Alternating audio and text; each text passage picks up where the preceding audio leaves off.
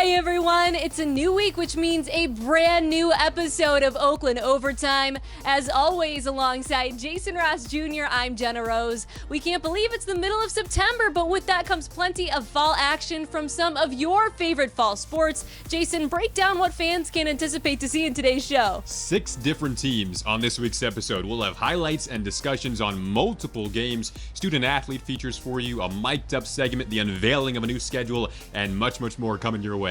Oakland Overtime number 5 is brought to you by the United Dairy Industry of Michigan, Meijer, and Great Clips. Let's kick this thing off with some Oakland volleyball.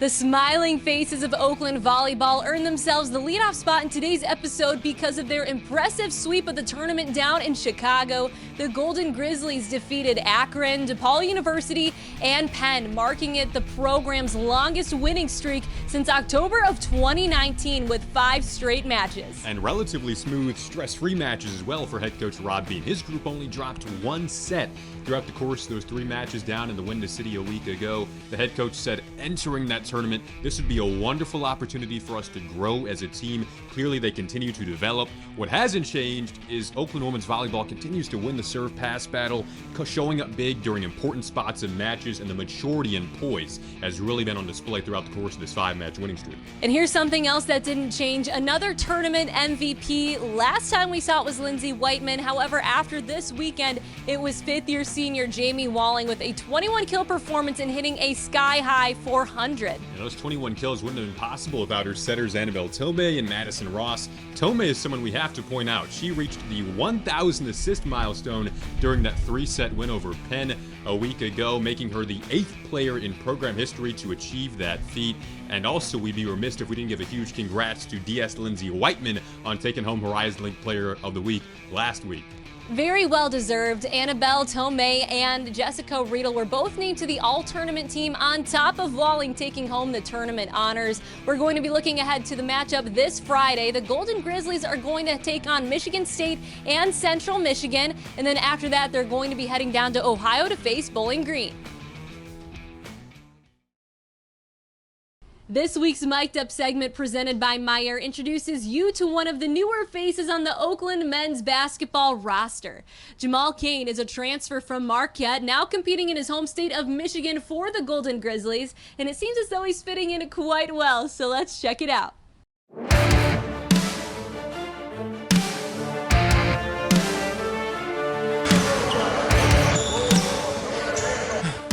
Good work. Oh, let's go.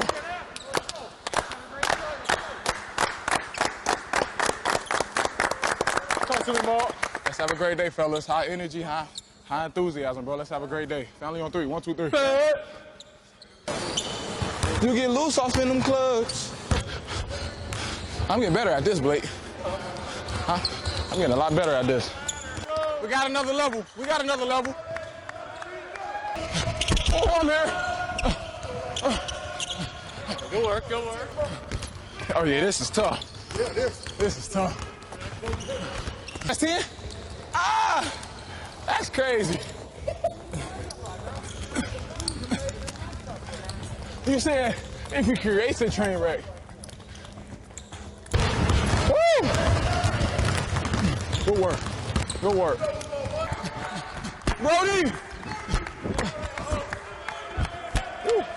Yes, sir. Oh!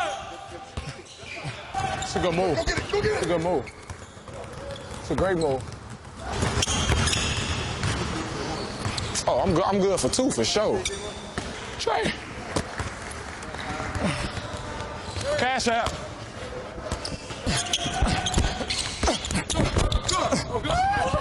He smoked it.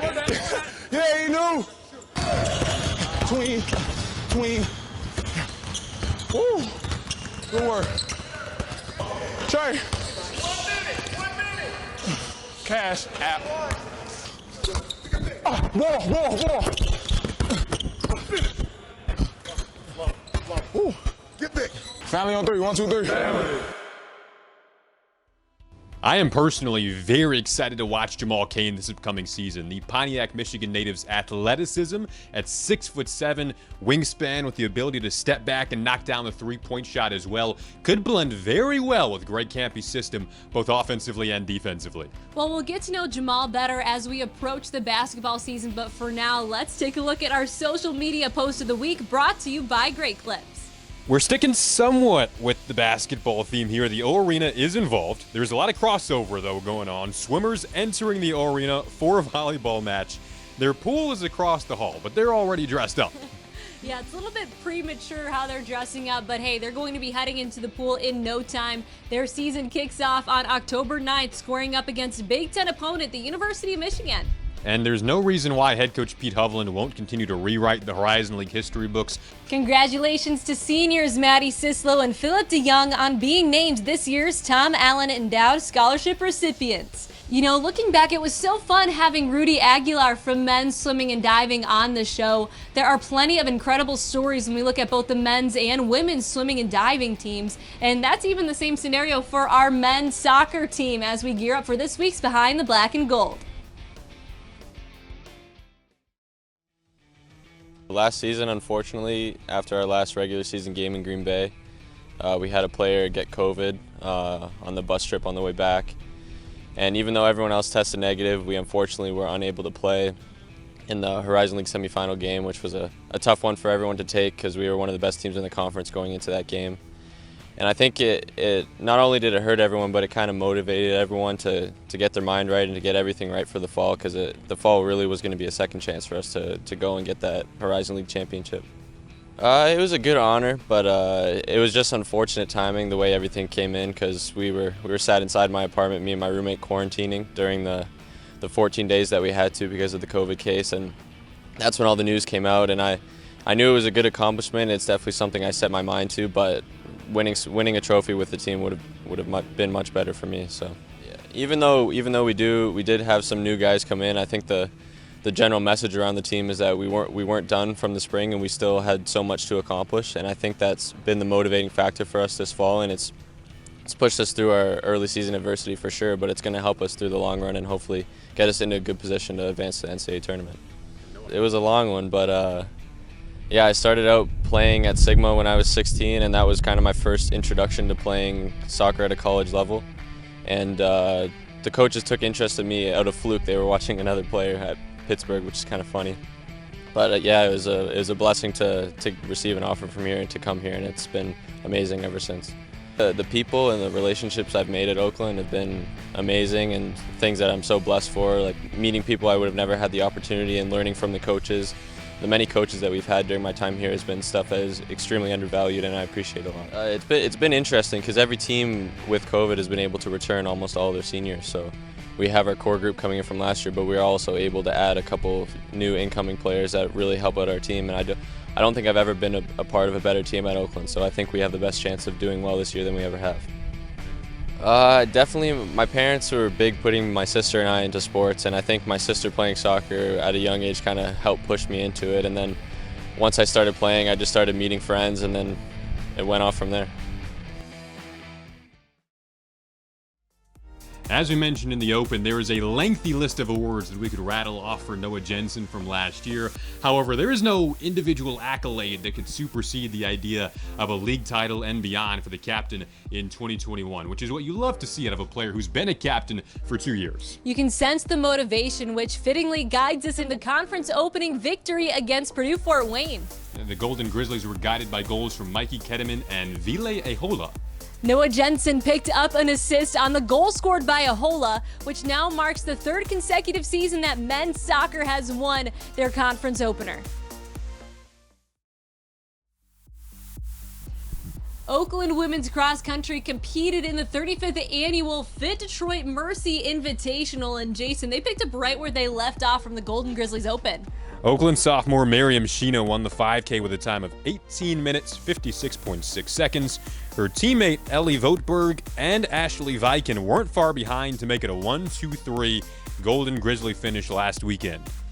The women's cross-country team looks to continue this dreamlike start that they established after dominating the Golden Grizzlies Open, and that's a schedule we're going to preview coming up here. But Jason, the women's soccer team also has some games coming up. They'll play Youngstown State on Thursday, and then Sunday as a highlight matchup on the schedule this week. It is the conference home opener against Green Bay, and that is a very special Sunday afternoon because it is the first CRAN Drive of the month, which is a student-athlete advisory committee-driven initiative to try to help children in hospitals who aren't able to share crayons in order to try to prevent illnesses. So the more crayons, the merrier on Sunday. If you can try to bring those to the game, would be very much appreciated on what should be, again, a very special Sunday afternoon.